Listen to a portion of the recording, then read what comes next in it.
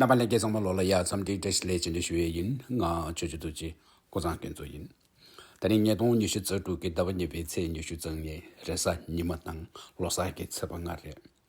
听说给修个达尔萨拉里亚，杭州还没用给公司去给不见到公司讲跟他们讲，经济是不吃不着，保障不得类似的人啊是学呢，农业去口度，可别个定级定给这个是特级去领总来看给送去这边能送去世界许多。cấp tiểu quân đội做不个的提出老边全部夹着上东人不接错给，夹把过程人员给中人我的，能得见到公司讲跟全部错给，设定啊是呢，路据多平面上没人不，咱们用给切多，推最开不真实也不等，还不是咱们给军队等。hiện thủ phim mình nằm kỹ càng nghe mong đại dịch đồng nên chế cử chúng yếu gang các thị trường trên nó không sai gang cái chuyện bự cho kỹ các lúc làm đơn là tên này phim mình nằm là suy suy ngõ bất tăng chơi chỉ sử dụng nhà giải chế thủ bậc mà sẽ giảm linh用数 các bên thủ bậc chúng yếu bị xuống xe hindi năng bớt xí xin xin yang bớt xí.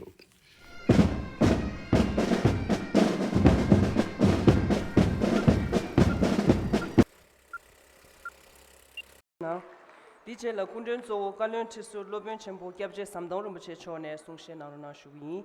May I request our chief guest, Honorable former Kalun Triba, Professor Samdong Rinpoche, to deliver his speech.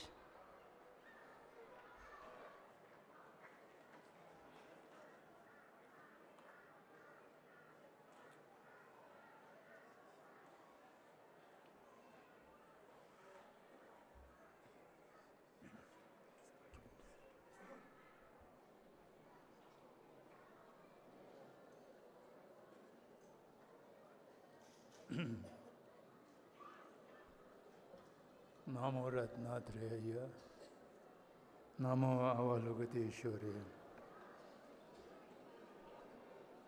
सभा में उपस्थित श्रद्धेय भिक्षुगण, संत वृंद, प्रमुख अतिथि Shri Kailash Satyarthi Nobel शांति पुरस्कार विजेता और सभी सम्मानीय अतिथिगण एवं उपस्थित भाई और बहनों, मुझे थोड़ा आश्चर्य हो रहे हैं कि आज हमको यहाँ बुलाया गया अतिथि के नाम पर। मैं तो धर्मशाला की निवासी हूँ और संस्थानों से जुड़े हुए हूँ, इसलिए यजमानों की श्रेणी में रखना चाहिए था, लेकिन फिर भी क्या कारण रहा होगा मुझे याद नहीं है को हमको अतिथि के रूप में आहूत किया गया है और कुछ बात कहने के लिए, वह भी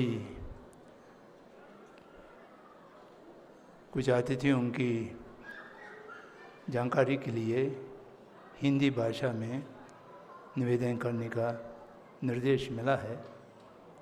तो इसलिए आज परम पावन 14 इंदिरारामा जी की स्वर्ण सिंहासन आरोहण की 86 वर्ष की वर्षगांठ की उत्साह में हम लोग यहाँ एकत्रित हैं। परम पावन जी को श्रद्धा सुमन अर्पित करता हूँ और सभी उपस्थित भाई बहनों को बधाई देता हूँ।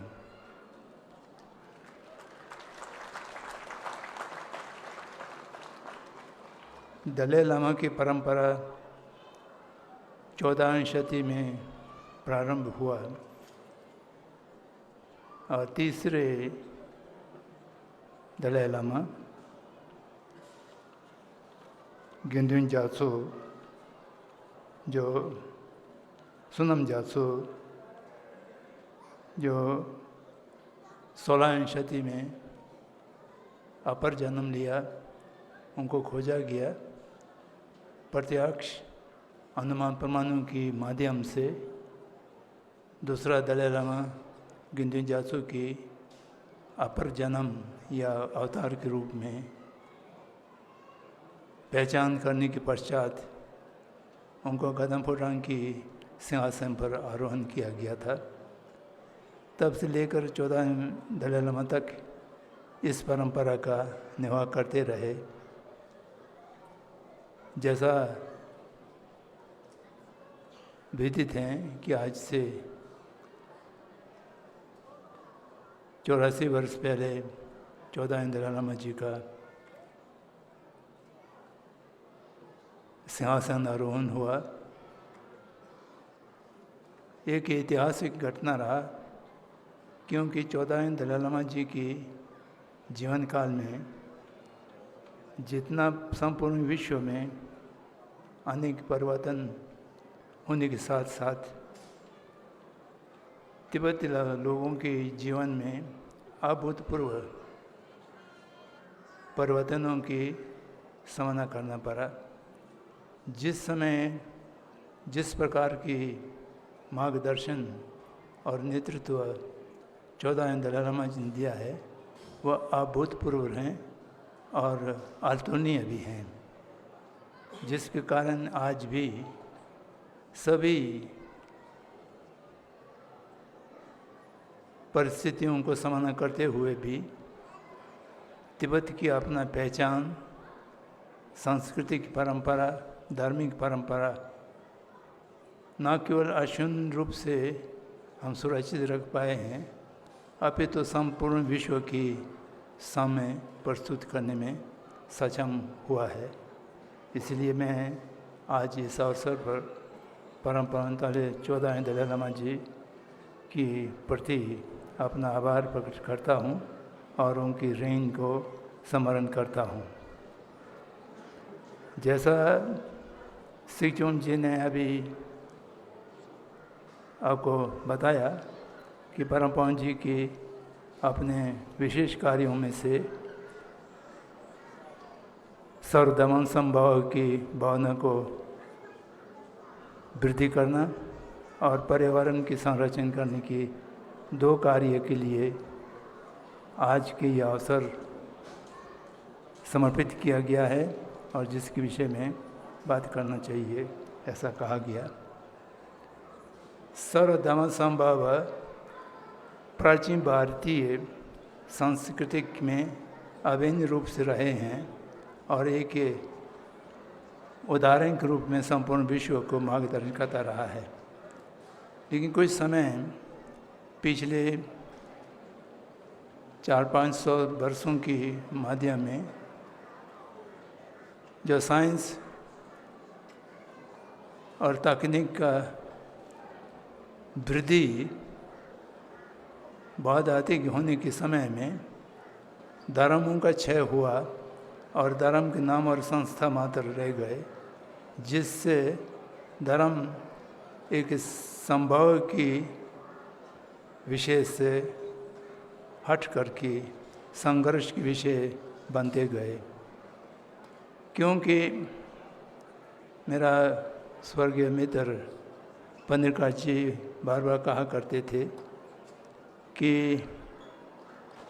धर्म के साथ कुछ और जुड़ गए हैं, जिसके कारण धार्मिक के सद्भावना और संभावना का ह्रास हुआ है। रिलीजियसनेस, धार्मिकता, वो धर्म के सार होता है, उसमें कहीं संघर्ष की और अलग की गुंजाइश होता नहीं है। और रिलीजियसनेस के बाद में रिलीजियोसिटी जोड़ जाते हैं, एक प्रकार से कार्य प्रणाली, प्रार्थना हुआ, पूजा पाठ हुए, व्रतें हुए, यज्ञ हुए, इत्यादि। उसमें भी अच्छे पक्ष और बुरे पक्ष सकारात्मक नकारात्मक दोनों पक्ष रहते थे, उससे जो बहुत कुछ होता नहीं था। लाभ भी कभी होते थे और हानि भी कभी होते थे। लेकिन मनुष्य ने उसके बाद एक और जोड़ दिया, धार्मिकवाद, रिलीजियनिज्म।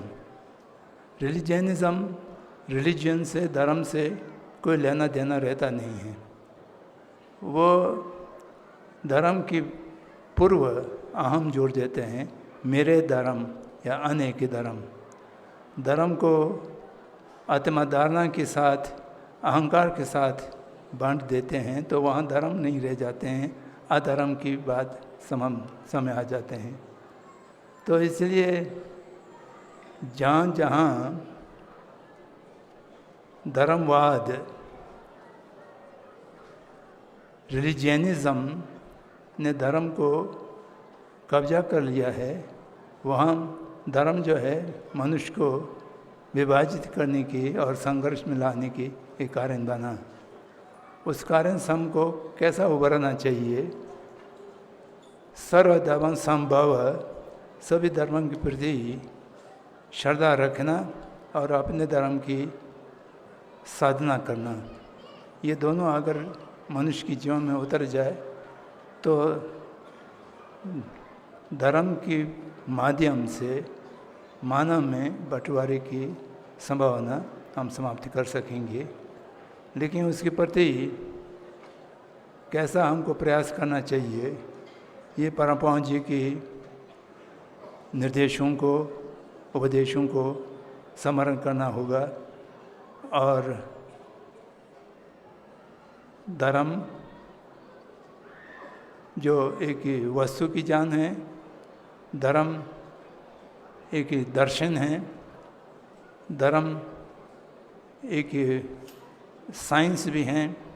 तो उन तीनों को अलग रखते हुए जहाँ तक धार्मिकता की प्रश्न है, वहाँ पर व्यक्तिगत साधना के संबंध में रहें, और जहाँ तक के रिलीजियोसिटी की बात है उसमें समन्वय हो। और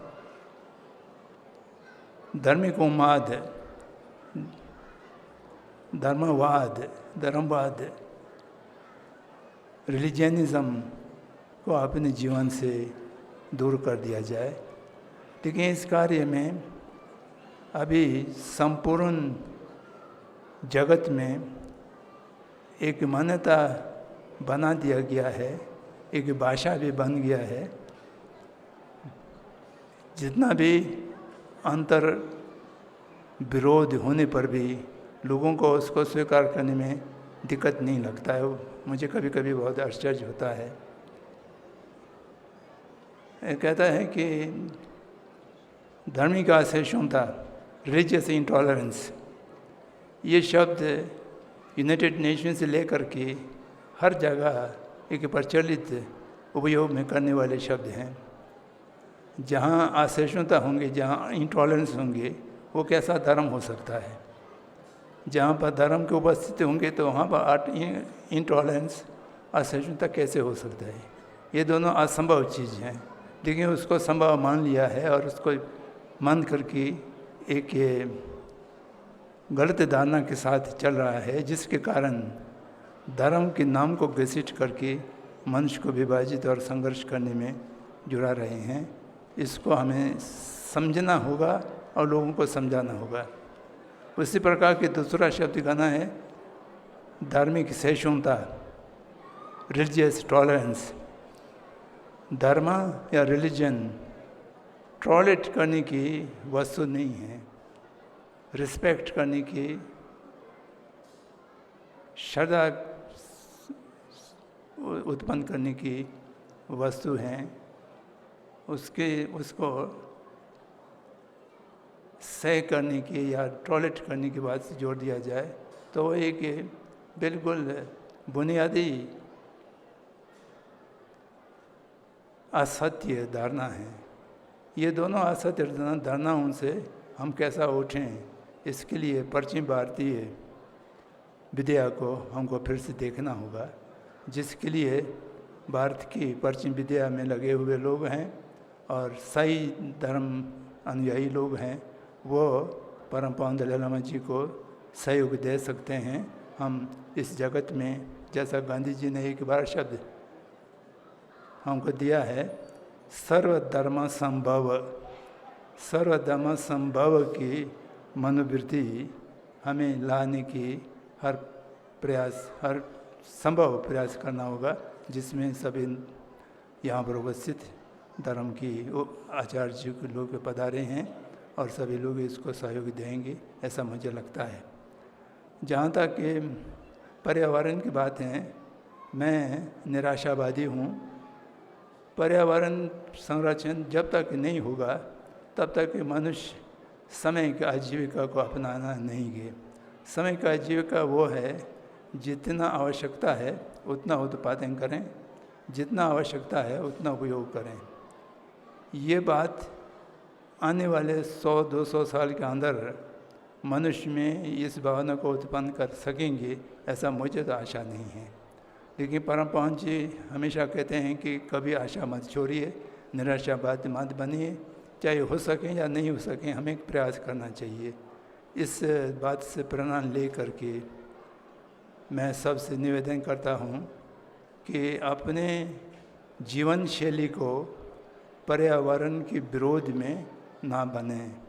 जो कुछ व्यक्तिगत रूप से एक मनुष्य पर्यावरण के संरक्षण के लिए क्या कर सकते हैं, इस पर विचार करें, ऐसा मेरे निवेदन है। और मैं सभी महानुभावों से क्षमा प्रार्थी हूँ कि मैं इस सभा के अंत तक शायद उपस्थित नहीं रह पाऊँगा, बीच में जाना पड़ सकते हैं, जाना पड़ रहे हैं, तो इसके लिए मुझे क्षमा करें। और सभी को पुनः तिब्बती नववर्ष की, परम पावन जी की सिंहासन आरोहण की 86 वर्ष की, दोनों की निमित्त में सबको आशीर्वाद देता हूँ, बधाई देता हूँ और बहुत बहुत शुभकामनाएं देता हूँ। जय जगत।